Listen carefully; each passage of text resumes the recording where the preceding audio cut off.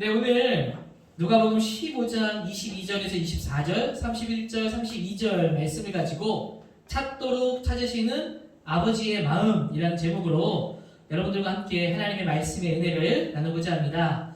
우리 계속해서 첫째 아들과 둘째 아들 이야기를 보았다면 오늘 아버지 이야기가 될 것 같은데 여러분 귀를 쫑긋 세우고 하나님 말씀을 들을 수 있는 귀한 시간이 되면 좋겠습니다. 여러분 성경에 보면 성경은 대부분이 거의 다가 이야기로 되어져 있어요. 여러분 그래서 성경은 읽는 것은 그렇게 생각보다 어렵지는 않은 부분들이 있습니다.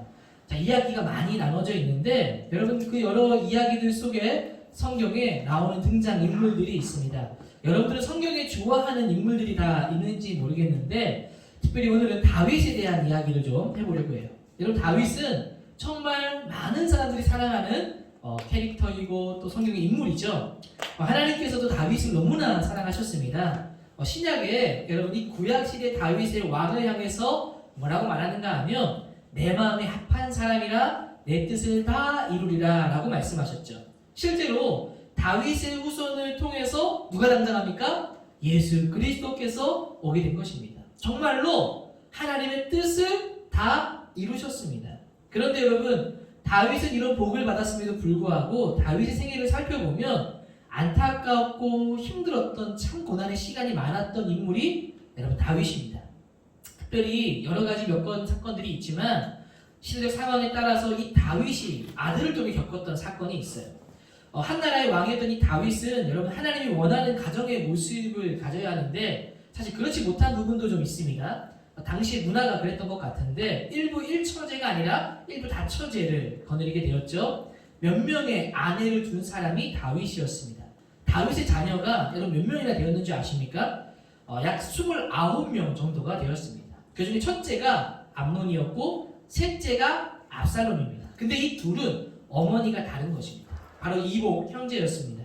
첫째 아들 암논이요 누구를 좋아했는가 하면 바로 셋째 아들 압살롬의 친누이 다말을 좋아한 겁니다.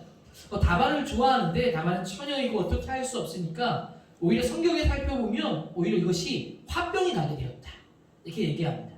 병으로 누워있게 되었을 때 이 암논의 친구였던 요나답이 문병을 옵니다. 왜 아픈지 이유를 묻자 그것이 다말 때문에 난 얻은 병임을 알게 됩니다. 그래서 요나답이 한 가지 꾀를 알려주고 꾀병을 내게 됩니다. 그리고 다말을 자신의 집에 초대해서 불러들여서 자기의 병 간호를 하게 하는 것이죠. 암논에게 직접 다말이 와서 음식을 준비해 줍니다. 그때 그 기회를 틈타서 처녀였던 다말을 거탈하게 되는 거예요. 그리고 이후에는 아주 악랄하게도 내쫓아 버린 겁니다. 해서는 안 될 행동을 하고 말았어요. 여러분 이 소식을 들은 아버지 다윗은 여러분 어떤 마음이었겠습니까? 심히 노하였다라고 성경은 기록합니다. 그런데 화만 냈을 뿐 암논에게 그의 합당한 죄의 대가를 치르지는 않습니다. 왜 다윗은 공의를 세우는 왕임에도 불구하고 이러한 악행을 한 암논을 그대로 방치했을까요? 어떤 징계도 왜 행하지 않았을까요? 그가 첫째 아들이고 장자이기 때문에 그런 것일까요? 여러분 이런 추측을 해볼 수 있습니다. 바로 이 내용이 기록된 말씀에 바로 사무엘하 12장 이 말씀은 사무엘하 13장에 기록되어 있는데 사무엘하 12장의 말씀에는 어떤 내용이 나오는가 하면 다윗이 범죄한 내용이 나와요. 어떤 범죄입니까? 밧세바라는 여인과 동침하고 그것을 나라 앞에 공개적으로 회개한 사건이 나옵니다. 그리고 이후에 암논이 이 일을 행했다라고 기록된 것을 시간적으로 볼 수 있습니다. 아마도 다윗의 마음에는 이런 마음이 있지 않았을까 싶습니다. 내가 행한 대로 당하는구나. 내가 행한 대로 내 자식이 이렇게 하게 되는구나. 내 주제에 내가 누구를 비난하고 징계할 수 있겠는가라는 마음을 가지지 않았을까. 그래서 징계하지 않았을까라고 한번 추측해보게 됩니다. 아무튼 암논에게 분노했지만 심히 노했지만 아무런 징계도 받지 않았습니다. 여러분 이렇게 아무런 징계를 받지 않자 여러분 당한 다말의 상처는 더 깊어져 가게 되죠. 근데 이것을 가장 못마땅하게 여긴 사람이 누구인가 하면 다말의 오라버니였던 압살롬이었습니다. 압살롬은 다말의 모습을 보면서 분노했고 다윗이 행한 그 어떤 징계 없는 것에 더욱더 크게 심히 노하였다라고 할 수 있습니다. 그런데 이 압살롬은요 굉장히 냉철했습니다. 그는 암논에게 바로 복수하지 않았어요. 바로 2년이라는 세월을 기다렸습니다. 복수의 칼날을 갈고 2년의 암논 암살 계획을 세웁니다. 그리고 실행할 때가 다가오자 암논을 아주 잔혹하게 살해합니다. 여러분, 압살롬은 이 다윗의 장남을 죽인 겁니다. 여러분, 이렇게 죽이고 나니까 자신도 다윗의 아들이지만 다윗의 아들 장남 암논을 죽였으니 자신도 무사하지 못할 것이라고 생각을 하겠죠. 그리고 다윗을 피해서 자신의 어머니가 있는 곳으로 도망을 갑니다. 그술이라는 지역인데 요단강을 건너 있는 지역으로 도망을 가게 된 겁니다. 압살롬은 그곳에서 3년이라는 시간을 머물러 지내게 됩니다. 여러분, 이런 시간을 보내고 있는 동안에 다윗의 마음의 변화가 일어나기 시작해요. 여러분, 이것을 보면 참 이 부모님의 마음이라는 것, 이 아버지의 마음이라는 것이 신비하다라는 생각이 듭니다. 자신의 아들을 죽였음에도 불구하고 압살롬 역시 무엇입니까? 자신의 아들인 겁니다. 이제 압살롬이 시간이 망각을 가져왔는지 보고 싶은 마음이 생긴 거죠. 사무엘하 13장 39절을 세번역 말씀으로 보면 여러분 이렇게 기록되어 있어요. 설교 노트에도 나와 있는데, 그러는 사이에 다윗 왕은 암논을 잃었을 때에 받은 충격도 서서히 가라앉았고 오히려 압살롬을 보고 싶어하는 마음이 점점 간절해졌다. 시간이 흐르면서 점점 이 암논을 잃었을 때 충격은 감소되어지고 압살롬이 보고 싶은 마음이 더 크게 생기게 되었다는 겁니다.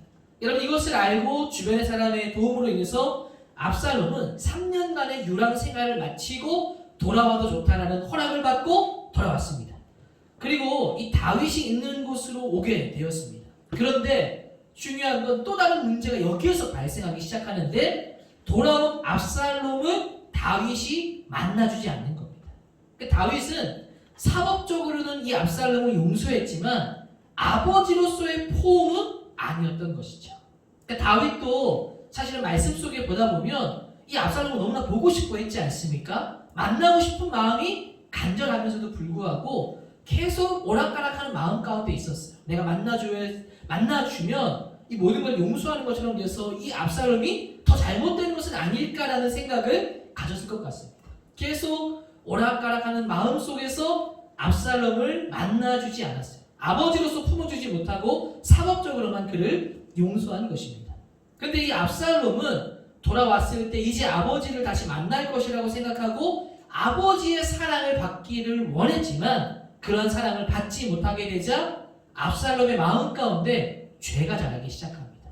증오감이 자라기 시작합니다. 그래서 압살롬은 이 다윗을 모질게 대해준 것에 대해서 이러한 증오한 마음이 생기기 시작했다는 것이죠. 이때 우리가 보고 있는 이 탕부 하나님 이 책 속에 또 이 누가복음 15장에 세 번째 나오는 이 비유를 통해서 둘째 아들을 품어주셨던 하나님 아버지의 마음, 이 아버지의 마음을 가지고 이 압살롬을 품어주었다, 용서해 주었다면 어떻게 되었을까라는 생각을 해보게 됩니다. 근데 안타깝게도 다윗은 그렇게 해주지 않았습니다. 압살롬은 과거 암논을 그대로 놔둔 것처럼 자신에게 대한 태도가 부당하다고 생각했습니다. 그래서 압살롬은 다윗 아버지를 향해서 복수하기로 계획을 세웁니다. 암논 때처럼 얼마나 치밀한지 이번에는 그때 2년이었다면 배의 시간 4년이라는 시간을 치밀하게 준비하고 계획합니다. 백성들이 다윗 아버지를 향해서 왕에 대해서 불만을 가질 수 있도록 유도하고 자신이 문제들을 해결해 주면서 민심을 자신에게 기울어지도록 끌어당깁니다. 그리고 나서는 자신을 이제 이 예루살렘의 왕이라고 자신을 선포합니다. 그리고 군사를 이끌고 예루살렘 궁전을 점령하고 다윗을 암살하려고, 다윗을 죽이려고 합니다. 그렇게 다윗은 압살롬을 피해서 과거의 사울을 피해 광야로 갔던 것처럼 이 다윗은 다시 이 압살롬을 피해서 광야로 나가게 된 겁니다. 여러분, 다윗은 이런 고통 속에서 광야로 다시 내몰리게 되는 것이죠. 그런데 여러분, 다윗에게 있어서 광야는 사실은 여러분 인간적인 눈으로 보면 굉장히 불행입니다. 그런데 하나님의 시각으로 이 다윗을 바라보면 이 광야에 있는 시간은 어떻습니까? 이 다윗이 회복이 되는 시간이라고 할 수 있습니다. 영적으로 회복이 되는 것이죠. 여러분, 광야가요 무조건 나쁜 것은 아닙니다. 여러분, 우리의 삶에 힘든 시간들이 있어요. 이 다윗은 항상 어디에서 하나님을 더 깊이 만났는가 하면 광야라는 곳에서 더 깊이 만났다는 것을 여러분 기억하십시오. 광야를 통해서 하나님을 의지하는 것이 무엇인지를 배우게 됩니다. 이 다윗은 두 번째 광야로 나가는 이 시간을 통해서 다시금 마음을 바로잡고 하나님을 의지하는 마음을 키우고 하나님 앞에 더 엎드리는 다윗 왕이 되어집니다. 자, 이제 회복하게 되어지고 결론은 어떻게 됩니까? 회복된 다윗과 다윗의 군대가 압살롬의 군대, 아들의 군대와 전쟁을 치르고 격돌하게 됩니다. 자, 이 전쟁에서 문제, 누가 승리했을까요? 다윗의 군대일까요? 압살롬의 군대일까요? 네, 바로 다윗의 군대가 승리하게 됩니다. 그런데 여러분, 다윗이 승리의 소식을 듣는데 울기 시작합니다. 펑펑 울기 시작합니다. 왜 승리했는데 우는 것일까요?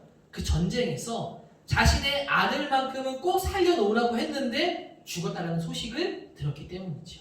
그 다윗은 승리한 소식보다 아들의 죽음의 소식으로 슬퍼하며 절망하며 울면서 유명한 한탄을 하죠.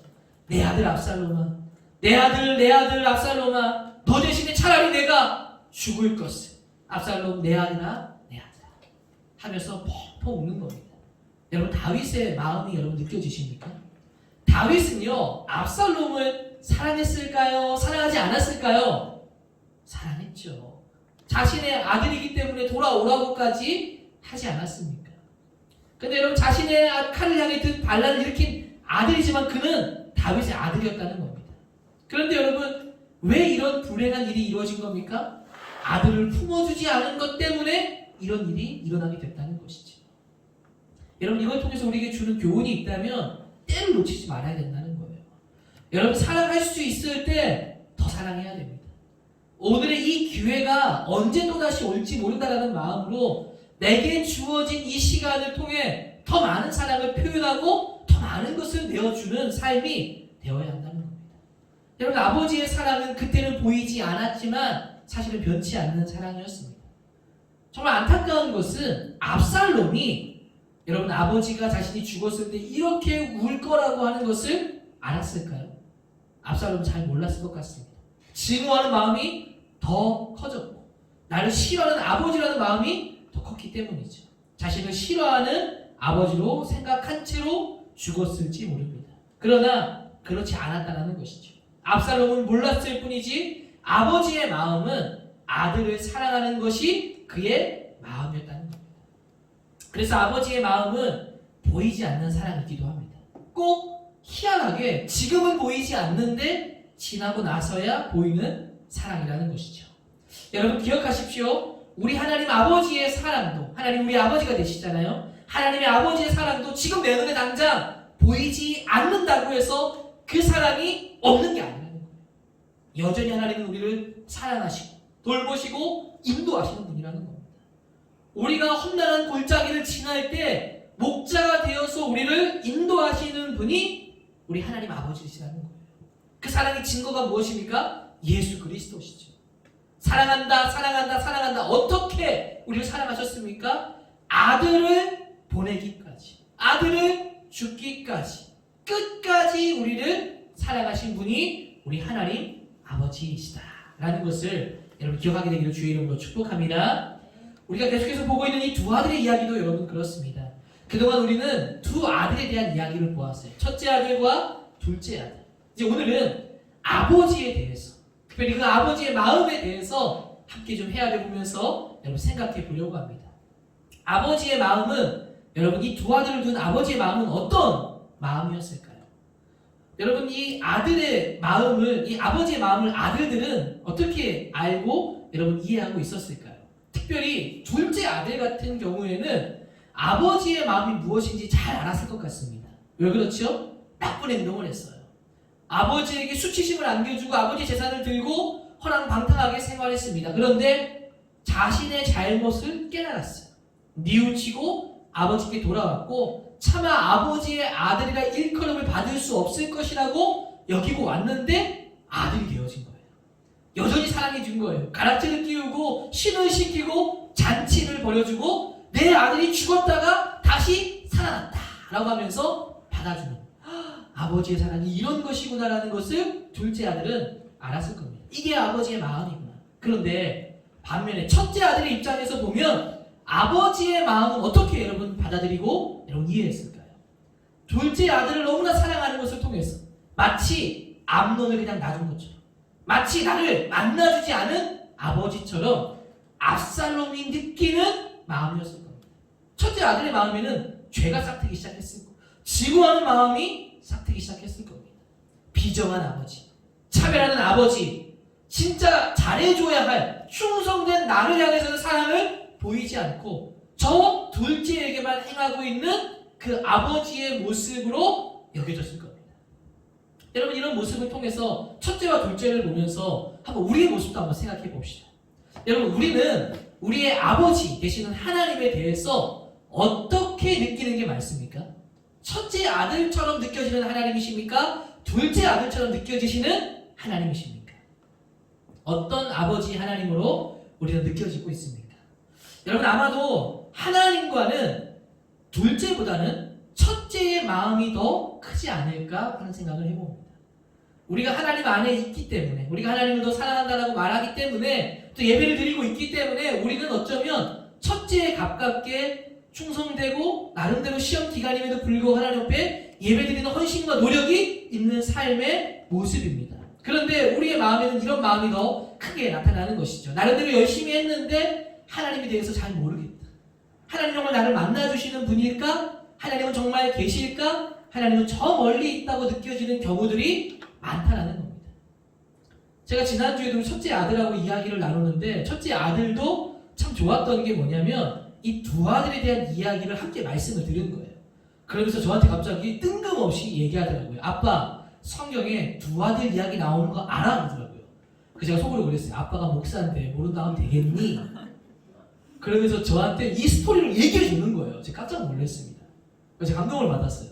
그래서 제가 설명을 이것저것 하면서 첫째 아들, 둘째 아들, 네가 형인데 너 동생한테 잘해주면 너 어떤 마음 들어 하면서 이야기를 나눴었는데 첫째 아들의 마음에도 제 아들 마음속에도 첫째 아들이 공감이 된다고 하더라고요. 정말 그랬을 것 같아. 화났을 것 같아 라고 하더라고요. 여러분, 우리도 마찬가지로요. 우리도 열심히 하고 있기 때문에 우리의 마음 가운데는요, 하나님 아버지에 대한 마음이 사랑하는 아버지라는 마음보다도 어쩌면 멀리 있는 아버지처럼 느끼는 경우들이 많습니다. 왜 그래요? 우리의 삶이라는 게 늘 평탄하고 순탄합니까? 아니잖아요. 힘들고 어렵고 고난과 역경이 다 있습니다. 싫어하는 사람은 늘 내 곁에 있을 것이고 나의 마음에 상처를 주는 사람은 늘 내 곁에 있을 거예요. 여러분, 있을 거랍니다. 있을 거라는 거예요. 가장 가까이에 해결되지 않는 이야기들. 교회에서 그래서 말씀을 들으면 이런 말씀을 듣죠. 무슨 말씀을 듣습니까? 여러분, 그럴 때일수록 하나님을 의지하세요. 하나님을 도와주실 겁니다 라고 했는데 내 마음에 어떤 마음이 드는 겁니까? 진짜 돕는 거 맞나? 진짜 도와주시는 거 맞나? 근데 왜 여전히 환경과 상황과 문제는 그대로 있지? 왜 내 안에 있는 것들은 해결되지 않고 왜 어려움은 그대로 있는 거야? 하나님 정말 계신 거 맞나? 왜 그렇습니까? 하나님은 멀리 있는 분처럼 느껴지게 된다는 것이죠. 왜 우리는 이 하나님이 멀리 있는 것처럼 느껴지는 순간들이 더 많을까? 여러분, 그건 왜 그런가? 여러분, 이걸 잘 들으십시오. 그건 왜 그런가 하면 우리의 마음이요, 하나님께 드리려는 마음보다 받으려는 마음이 더 크기 때문입니다. 내가 하나님을 위해서 살아가려고 하는 삶보다 하나님 나한테 이렇게 해주셔야 한다는 마음이 더 크기 때문이에요. 사실은 받으려는 마음이 더 크기 때문에 하나님이 멀리 있게 느껴지는 거예요. 하나님이 내가 기도하면 들어주고 다 잘 되기를 바랍니다. 그러나 반대로 내가 하나님을 위해서 무엇을 드릴까, 어떻게 살아갈까 생각하는 것은 작다라는 겁니다. 아니, 어쩌면 그런 건 거의 없을 수도 있어요. 여러분, 우리의 기도 모습을 한번 생각해 보십시오. 여러분들은 기도할 때 어떤 기도 더 많이 하십니까? 내가 하나님을 위해서 이렇게 살아가겠습니다라는 기도를 드립니까? 아니면 하나님 이것 좀 해주세요, 저것 좀 해주세요, 해달라는 기도가 많습니까? 제가 예전에 대학 다닐 때 외국에 있던 외국 교수가 한국 사람들의 기도의 특징을 물었을 때 이렇게 말하더라고요. 주시옵소서, 주시옵소서. 이걸 흉내내고 웃기더라고요. 여러분, 우리가 기도하는 것 중에 가장 많이 하는 게 뭡니까? 주시옵소서. 이것도 주시고 저것도 주시고. 안 주니까 하나님이 정말 나 사랑하나? 정말 하나님 나를 사랑하나? 멀리는 천재처럼 느껴지는 거 아닙니까? 그러다가 돌아보니까 역사가 너무 잘 돼. 그러면 무슨 마음이 드는 겁니까? 하나님 나를 싫어해. 죄가 싹트고 하나님을 미워하고 증오하고 어떻게 됩니까? 하나님 떠나버리는 거예요. 하나님은 나를 사랑하지 않아. 나도 하나님을 떠나버리겠어 라고 생각하고 여러분 떠나가는 겁니다. 우리의 대부분의 기도는 시험 잘 치게 해주세요. 가족 건강하게 해주세요. 뭐 해주세요. 그러나 반대로 여러분들께 한번 물어보겠습니다. 여러분들은 누군가를 한번 간절히 섬겨본 적이 있습니까?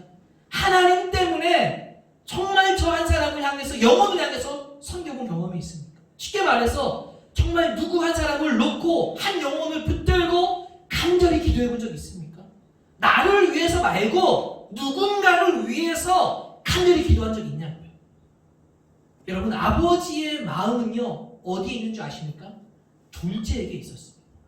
하나님의 아버지의 품을 떠난 그 둘째에게 이 아버지의 마음이 있는 거예요. 아버지의 마음은 나한테 잘해주세요가 아니라 얘야 저거 보이지 않니? 지금 나를 떠난 저 아들, 저게 내 마음이야. 이게 아버지의 마음이야. 저 아이에게 지금 내 마음이 있다라고 이야기하고 있는 거예요. 여러분, 아버지의 마음을 아는 형이라면 어떻게 해야 할까요? 둘째만 보지 마세요라고 해야 되는 걸까요? 아니요, 이렇게 말해야 되지 않을까요? 아버지, 제가 동생 찾아올게요. 제가 제 동생 찾아올게요. 제가 가서 데리고 올게요. 이게 아버지의 마음을 아는 아들의 모습 아닌가요? 여러분, 이게 데리고 올 때 이 첫째 아들은 더 실망하게 될까요? 둘째 아들 돌아오면? 아니요, 데리고 돌아왔는데 아버지가 고맙다, 첫째 아들이 잘했다, 함께 기뻐한다면 첫째 아들도 같이 살아나는 겁니다. 그 잔치에 들어가게 되는 거예요. 여러분, 오늘 우리가 읽는요 이 핵심은 사실 이것이라고 할 수 있습니다. 여러분, 성경을 제대로 해석하려면 중요한 게 문맥이에요. 글의 흐름이고 문장의 흐름입니다. 누가복음 15장의 비유는요 우리가 읽는 건 세 번째 비유인데 총 세 가지 비유가 나옵니다. 첫 번째 비유가 뭐예요? 잃어버린 한 마리의 양을 찾는 비유가 나옵니다. 99마리가 있는데 한 마리를 잃어버렸어. 그랬더니 어떻게 합니까? 목자가 99마리를 내버려두고 그 잃어버린 한 마리 양을 찾아 나서지 않겠느냐라고 말해요. 두 번째 비유가 뭡니까? 잃어버린 한 드라크마의 비유입니다. 한 드라크마를 잃어버렸어요. 등불을 켜 들고 그 한 드라크마를 찾기 위해서 밤새도록 노력하지 않겠느냐라고 말합니다. 뭐 하는 겁니까? 잃어버린 것을 향해서 누군가가 찾아가고 있는 거예요. 그런데 마지막 세 번째 비유는 반전입니다. 둘째 아들이 떠나갔어요. 잃어버렸어요. 앞에 두 비유에는 찾아 나섰습니다. 근데 마지막 세 번째 비유인 이 탕장, 이 이야기 속에서는 아무도 찾아 나서는 사람이 없는 거예요.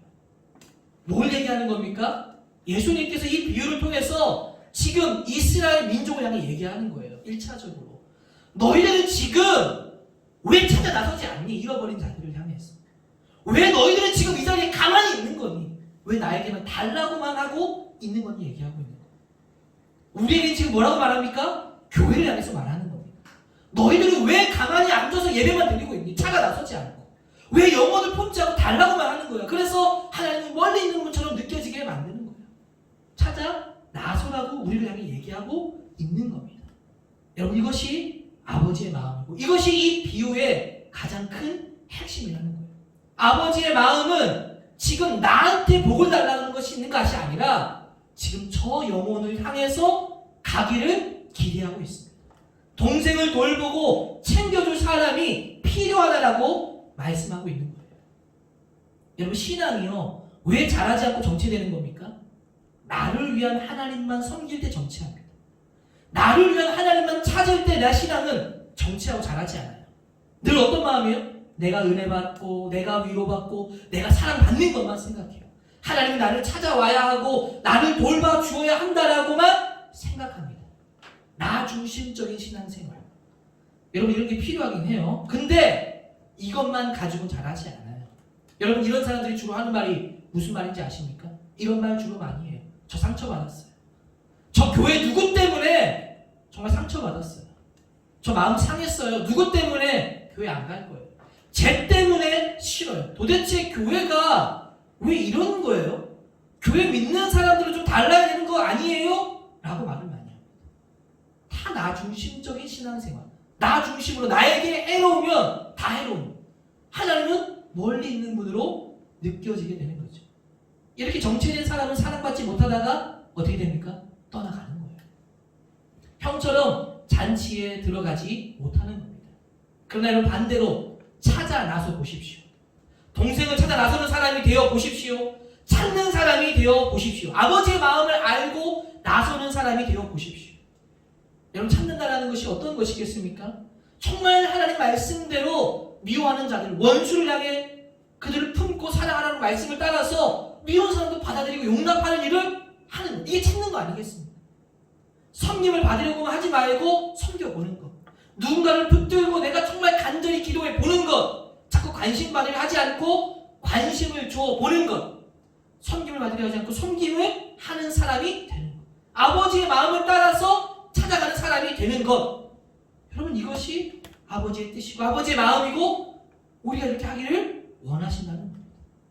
성경을 가만히 보다 보면요. 하나님께서 어떤 모습으로 나타나느냐 찾으시는 모습으로 나타나는 것을 우리는 볼 수 있습니다. 타락하고 죄로 물든 이스라엘 백성들이 하나님 무엇을 보내십니까? 누구를 보냅니까? 선지자를 보내죠. 선지자들의 주된 활약은 무엇입니까? 말씀을 선포합니다. 어떤 말씀을 선포합니까? 죄를 지적하죠. 너희들 그렇게 살아서는 안 된다라는 죄를 책망하고 지적합니다. 여러분 그 보낸 이유가 무엇일까요? 너 잘못했다고 죄를 지적받기 위해서 보내는 걸까요? 그게 목적일까요? 아닙니다. 책망을 하기 위한 것이 아니라 그 이야기를 듣고 그들이 돌아오기를 바라시기 때문에 선지자를 보내는 거예요. 이게 뭐예요? 찾도록 아버지의 마음을 가지고 찾도록 부르는 그 일을 감당하고 있다는 겁니다. 하나님께서는 돌아오지 않는 인간을 위해서 친히 찾아오셨지. 하늘 보자 영광을 버리시고 친히 하나님이 인간이 되셨습니다. 이것이 아버지의 찾으시는 아버지의 마음이라는 거예요. 지금 교회 안에 우리에게 똑같이 말씀합니다. 첫째 아들같이 예배하고 있는 우리를 향해서 너 둘째 안 보이니? 지금 네가 하고 있는 그 일보다 정말 중요한 게 둘째야. 이게 아버지의 마음이라고. 방황하고 하나님과 멀어져 있는 나와 관계가 깨어져 있는 정말 내가 돌아보아야 할 사람이 바로 둘째에 가 있다는 거예요. 우리가 이렇게 해야죠. 아버지 제가 찾아올게요. 아버지 지금 이게 진짜 중요한 아버지의 마음이군요. 동생 내가 찾아올게요. 내가 함께 찾아볼게요. 아버지의 마음은 찾으시는 마음입니다. 둘째 동생이 미워도 하나님은 그가 돌아오기를 원하십니다. 누군가가 그를 데려오기를 원하신다는 거예요. 품고 받아주고 머물게 하기를 원하십니다. 여러분 정체된 신앙으로 잊지 맙시다. 나만을 위한 이기적인 신앙으로 살아가지 맙시다. 나한테 왜 이렇게 하라고 말하는 신앙이 아니라 누군가를 위해 하나님 아버지의 마음을 깨닫고 아버지의 마음에 따라서 그 마음이 내 마음이 되어지고 둘째를 찾아가는 우리의 삶의 모습이 되기를 원합니다. 그렇게 될 때 우리도 잔치에 들어가게 되는 거예요. 이런 아버지의 마음을 알고 찾고 찾는 우리의 모습이 되기를, 여러분의 모습이 되기를 주의 이름으로 축복합니다. 우리 같이 한번 말씀을 기억하면서 함께 기도하면 좋겠습니다.